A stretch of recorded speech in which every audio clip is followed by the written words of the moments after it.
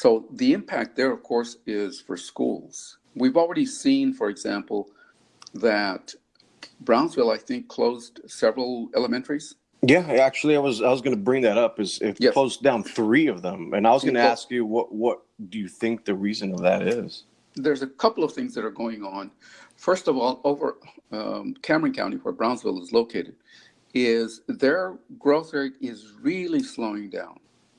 If, in fact, if it does not change within the next 5 years, it looks like Cameron County may start to lose population, Well, and which is a big thing for the county because you rely on having an active, growing population to attract new industry, to attract new retail locations, those kinds of things.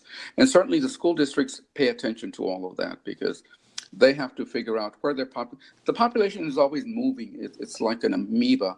It's kind of growing in one direction and then it stops and then grows in another direction geographically. So parts of central cities are aging out in that the families that were there, those kids have now moved out of the area and they're moving to other parts of the county, maybe, or they're moving out of the area completely, out of the county completely. So that's two things that are going on. Not only is the population shifting geographically away from the old center of town, which was the active part, say, 40, 50 years ago, out into the suburban areas of the county. And the same thing is happening in Hidalgo County to some extent. So that's an impact that is really important for the school districts. A couple of things are going on there. One is overall our population, our birth rate is going down. The number of births, or the percentage number of births per females, is going down. At one point, we were at about 111 births per thousand women for women 15 to 45 or so. That's gone down to about 86. okay. And that's a huge drop. So that population of newborns and preschoolers is getting smaller.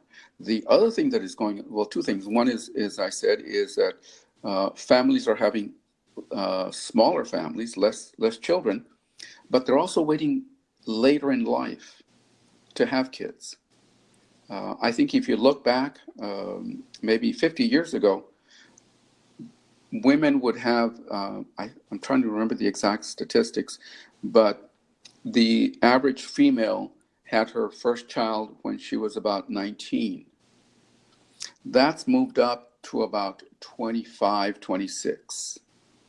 And that means that these parents have had the chance to hopefully go to school, complete their high school for sure, and maybe get some kind of other skill, whether it's a community college or a university degree or some kind of technical skill.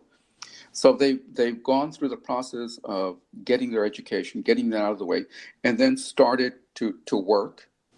And that means that they're pushing childbirth to later in life. And I can speak from anecdotal evidence, even within my extended family.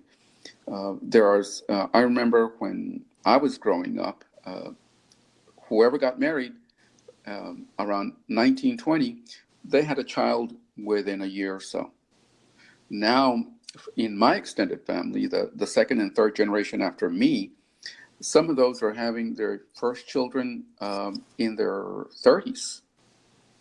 And that's a big change.